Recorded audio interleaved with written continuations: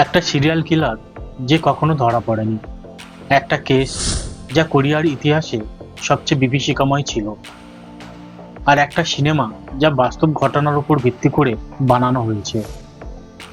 হ্যাঁ বন্ধুরা, আজ আমি কথা বলবো 2003 সালে মুক্তি পাওয়া বং জুন হোয়ে মাস্টারপিস মেমোরিজ অফ মার্ডার নিয়ে। এই সিনেমাটি এমন এক সত্য ঘটনা অবলম্বনে তৈরি যা জানলে আপনার শরীরের রোম দাঁড়িয়ে যাবে।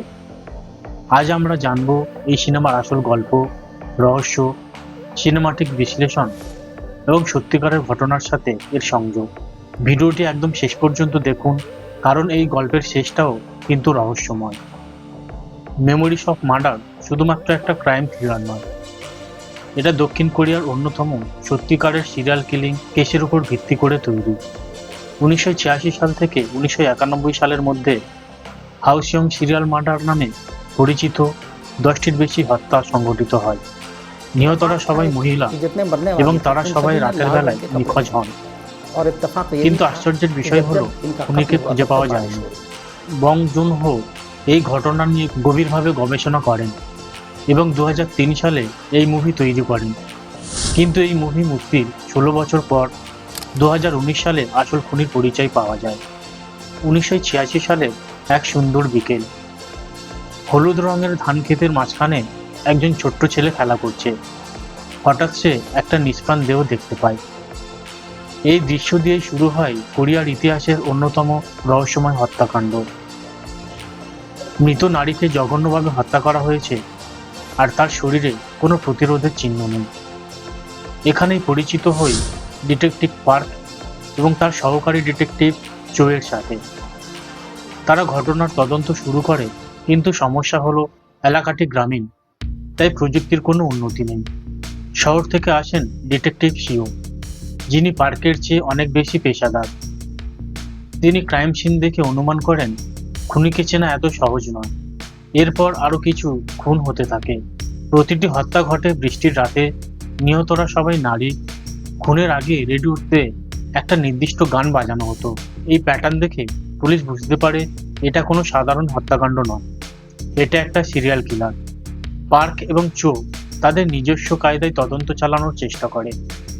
তারা সন্দেহভাজনদের ধরে পেটানো শুরু করে যেন তারা স্বীকারোক্তি দেয়, কিন্তু আসল তথ্য পাওয়া যায় না।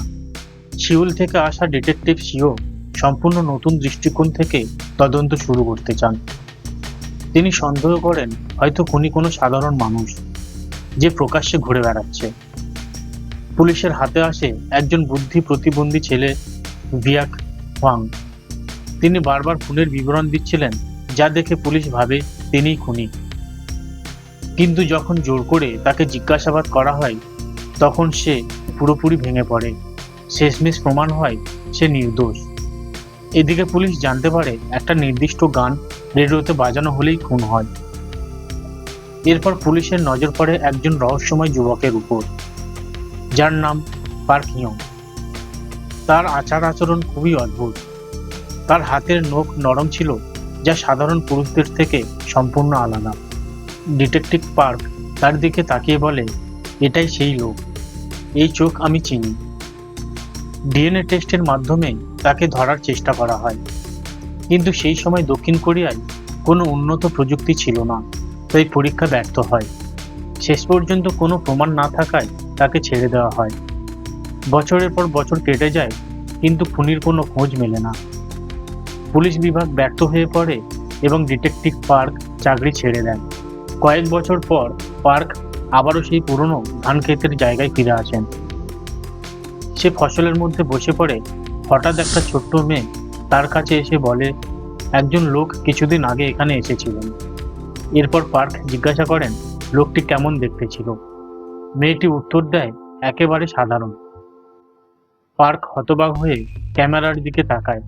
তার চোখে ভয়, সন্দেহ আর এক অবর্ণনীয় হতাশা। এই দৃষ্টি মানে খুনি এখনো মুক্ত।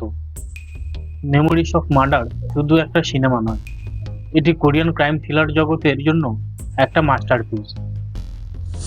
বং জুন হো পরবর্তীতে প্যারাসাইট নামে একটি সিনেমা তৈরি করেন, যেই সিনেমাটি অস্কার জেতে। এই মুভির অনুপ্রেরণায় ডেভিড ফিঞ্চারের জোডিয়াক সিনেমাটি তৈরি করা হয়েছে। আপনি কি জানতেন 2019 সালে সত্যিকারের খুনি ধরা পড়ে? তার নাম লি চন জুয়ে, যিনি 13টি খুন এবং 30টি ধর্ষণের জন্য দায়ী। এই মুভিটি দেখার পর তিনি হেসে বলেছিলেন, এই সিনেমা আমার কাহিনী পুরোপুরি ধরতে পারেনি। বন্ধুরা, আজ আমরা এক ভয়ঙ্কর এবং রহস্যময় সত্য ঘটনা নিয়ে আলোচনা করলাম। Memories of murder. সত্যি এই কেস এবং মুভির প্রতিটি মুহূর্ত আমাদের মনে গভীর দাগ কেটে যায়। একটা সিরিয়াল কিলার যে ধরা পড়েনি, একটা তদন্ত যা বছরের পর বছর ধরে অনিশ্চিত ছিল, আর একটা সিনেমা যা আমাদের এক অদ্ভুত আতঙ্ক আর হতাশার অনুভূতি দেয়। কিন্তু ভাবুন তো, যদি 2019 সালে সত্যিকারের খুনিকে ধরা না যেত, তাহলে আজও এই কেস রহস্যের মধ্যেই থেকে যেত। ভাবুন, পার্ক শেষ দৃশ্যে ক্যামেরার দিকে তাকিয়ে কি দৃষ্টি দিয়েছিলেন, সেটার অর্থ কি হতে পারে? সেটা কি হতাশা, না কিছু না বলতে পারার কষ্ট? আপনারা কি মনে করেন, শেষ দৃশ্যের পার্কের দৃষ্টি আসলে কি বোঝাতে চেয়েছিল? আপনার মতামত অবশ্যই কমেন্ট করে জানান। আর যদি এই রকম দুর্দান্ত মুভির ব্যাখ্যা, বিশ্লেষণ আর সত্য কাহিনীর সাথে সংযুক্ত অসাধারণ ভিডিও পেতে চান, তাহলে ফিল্ম ফ্যাক্টস বেঙ্গলের সঙ্গেই থাকুন। আমি কৃষ্ণ আপনাদের জন্য প্রতিবার নিয়ে আসব এমনই চমকপ্রদ গল্প। আর হ্যাঁ, ভিডিওটি ভালো লাগলে অবশ্যই লাইক করুন, চ্যানেলটিকে সাবস্ক্রাইব করুন আর আপনাদের বন্ধুদের সাথে শেয়ার করুন, যাতে আরও বেশি মানুষ এই অবিশ্বাস্য সত্য ঘটনা সম্বন্ধে জানতে পারে। চলুন, বিদায় নেওয়ার আগে একটা কথা বলি, সত্য কখনো চাপা থাকে না, একদিন না একদিন সেটা সামনে আসবেই। দেখা হবে পরবর্তী ভিডিওতে। ততক্ষণ ভালো থাকবেন। জয় হিন্দ, জয় ভারত।